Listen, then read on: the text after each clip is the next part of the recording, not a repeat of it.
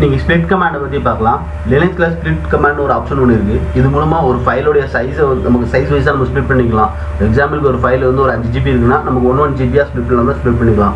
அல்லது இதில் இன்னொரு ஆப்ஷன் இருக்குது, லைன் வைஸாகவும் ஸ்ப்ளிட் பண்ணிக்கலாம். ஒரு 10,000 லைன் இருக்குது, அது 1 lakh லைன் இருக்குன்னா இப்போ 1000 லைன் வேணும் அப்படின்னு சொல்லினா 1000 லைனாக நம்ம ஸ்ப்ளிட் பண்ணிக்கலாம். இப்போது ஸ்ப்ளிட் கமாண்டை பற்றி கொஞ்சம் பார்க்கலாம். ஒரு நம்மள்ட்ட சர்வரில் ஒரு ஃபைல் ஒன்று வச்சுருக்கோம், டெஸ்ட்னு ஒரு ஃபைலு. இதோடைய சைஸ் பார்த்துட்டோம்னா 356 KB இருக்குது. இதில் எத்தனை லைன் இருக்குன்னு பார்த்துட்டோம்னா 3945 லைன் இருக்குது. இப்போ நம்ம ஸ்ப்ளிட் கமாண்டில் சைஸ் வைஸாகவும் பிரிக்கலாம், லைன் வைஸாகவும் பிரிக்கலாம். இப்போ நம்ம ஸ்ப்ளிட்னு டைப் பண்ணிவிட்டு -b அதோடைய பைட்டு எதை நம்ம வந்து இப்போது 100 KB நம்ம கொடுத்துக்கலாம். கொடுத்துட்டு நம்ம டெஸ்ட்டை நம்ம கொடுத்துட்டோம்னா 100 KB. இப்போ அதோடைய சைஸ் பார்த்தீங்கன்னா 100 KB 100 KB 100 KB லாஸ்ட்டாக ஒரு 56 KB இருக்கும், அது தனியாக வந்திருக்கும். ஸோ இப்போ நம்ம இந்த ஃபைலை வந்து நம்ம ஸ்ப்ளிட் பண்ணியாச்சு. அதே மாதிரி இந்த ஃபைலை வந்து நம்ம வந்து எப்படி மெர்ஜ் பண்ணணும்னு பார்த்தோம்னா கேட் கமாண்ட் போட்டு XA* கொடுத்துட்டு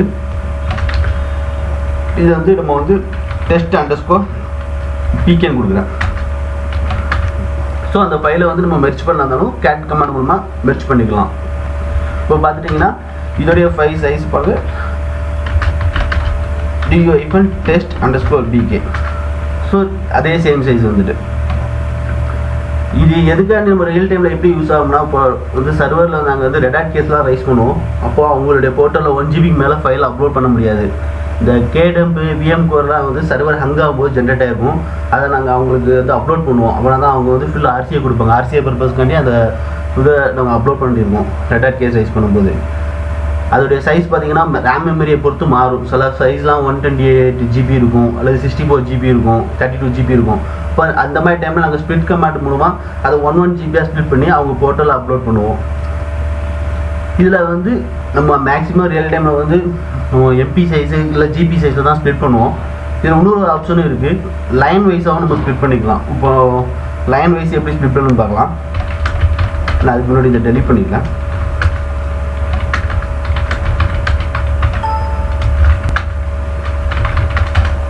நம்ம ஏற்கனவே சொன்ன மாதிரி இந்த ஃபைலில் வந்து 3945 லைன்ஸ் இருக்குது. அதே ஸ்ப்ளிட் -l இப்போ நம்ம வந்து 1000 லைன் நம்ம கொடுத்துட்டோம்னா இப்போ பாருங்கள் XAக்கு பார்த்தீங்கன்னா கரெக்டாக 1000 இருக்கும். அதுமாதிரி XBக்கும் 1000 இருக்கும், XCக்கும் 1000 இருக்கும், XDக்கு 945 ரிமைனிங். ஏன்னா 1000 கம்ப்ளீட் ஆகலை, 4000னா இன்னும் 55 தேவைப்படுது லைனு. அதனால் வேறு என்ன ரிமைனிங் இருக்கோ அது அப்படியே அந்த ஃபைலை கன்வெர்ட் ஆகிடும். சேம் இதையும் எப்படி மெர்ஜ் பண்ணலாம் தான் XA* என்ன ஃபைல் நேம் வேணுமோ அந்த ஃபைல் நேம் கொடுக்கலாம். நான் இதுக்கு பேக்கப் போட்டு கொடுத்தேன். ஸோ நம்ம ஃபைல் வந்து மெர்ஜ் ஆகிட்டு இருக்கும். போய் பார்க்கலாம் தான் test_pk. ஸோ 3945 ஃபைல் லைன்ஸ் அந்த ஃபைலில் இருக்குது. ஸோ ஒரு ஃபைலை வந்து சைஸ் வைஸும் பார்த்தாச்சு, லைன் வைஸாகவும் ஸ்ப்ளிட் பண்ணுற எப்படின்னு பார்த்தோம், அதை மெர்ஜ் பண்ணுற பார்த்தோம். இப்போ இன்னொரு ஒரு கமாண்ட் ஒன்று இருக்குது. அந்த கமாண்ட் வந்துன்னா MD5 sum கமாண்டு. அது இருக்குன்னா நான் ரெட் ஹேட்டில் நம்ம அப்படியே நம்மள போர்ட்டலில் அப்லோட் பண்ணும்போது நம்ம அப்லோட் பண்ணுறது ஏதோ ஒரு நெட்வொர்க் இன்டரப்ட்னால சரியாக அப்லோட் ஆகாமல் இருக்கலாம். ஸோ அவங்க டவுன்லோட் பண்ணி மெர்ஜ் பண்ணும்போது அவங்களுக்கு எரர் அடிக்கும். ஸோ இதை கிளாரிஃபிகேஷன் பண்ணுறக்காண்டி MD5 sumனு ஒரு கமாண்ட் இருக்குது. அது மூலமாக ஒரு அல்காரிதம் ஒன்று வந்து ஒவ்வொரு ஃபைலுக்கும் க்ரியேட் பண்ணியிருக்கும். இப்போ நம்ம அந்த கமாண்டை பார்க்கலாம். MD5 sum அப்படின்னு கமாண்ட் போட்டு என்ன ஃபைல், நம்ம ஒரிஜினல் ஃபைல் வந்து டெஸ்ட் தானே, அந்த டெஸ்ட் ஃபைலை பார்த்தீங்கன்னா இதுதான் அதோடைய MD5 கமாண்டு. இப்போ நம்ம எக்ஸ்ட்ராக்ட் பண்ண ஃபைலுக்கு பார்த்தீங்கன்னா MD5 sum test_pk. ஸோ இந்த வேல்யூ ரெண்டுமே ஈக்குவலாக வரணும். இந்த வேல்யூவும் இந்த வேல்யூவும் அப்படி ஈக்குவலாக வந்துச்சுன்னா நம்ம எக்ஸ்ட்ராக்ட் பண்ணது கரெக்டாக இருக்கும். சப்போஸ் ஈக்குவலாக வரலை அப்படின்னா எரர் அடிக்குது, அப்புறம் நம்ம இந்த ஃபைலில் ஏதோ ப்ராப்ளம் இருக்குது.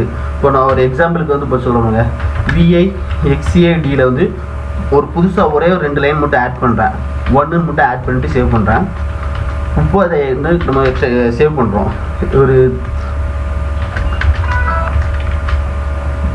XA test_pk1 இப்போ இந்த MDK ஃபைல் மூலமாக நம்ம பார்த்தோம்னா அந்த வேல்யூ மாறி இருக்கும். ஸோ அது மூலமாக நம்ம தெரிஞ்சுக்கலாம் அந்த ஃபைலில் வந்து சம்திங் ஏதோ வந்து ப்ராப்ளமாக இருக்குது.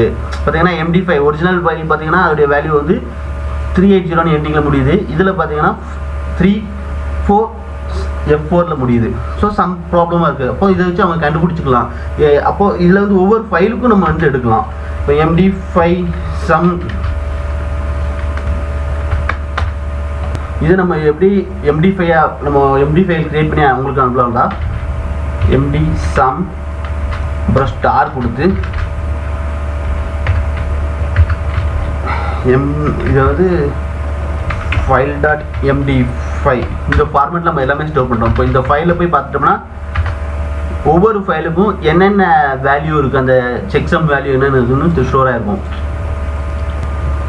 இதே மாதிரி இந்த ஃபைலை அவங்க வந்து டவுன்லோட் பண்ணிவிட்டு சேம் இந்த ஃபைலை அவங்க வியூ பண்ணி அவங்க அதே மாதிரி ஒவ்வொரு ஃபைலுக்கும் வெரிஃபை பண்ணிக்கலாம். இந்த MD5 வேல்யூ வந்து சேஞ்ச் ஆனிச்சுன்னா எந்த ஃபைலில் சேஞ்ச் ஆகிருக்கோ அந்த ஃபைலில் சம் ப்ராப்ளம் இருக்குது, அதை திரும்பி நம்ம டவுன்லோட் பண்ணி மெர்ஜ் பண்ணிக்கணும்.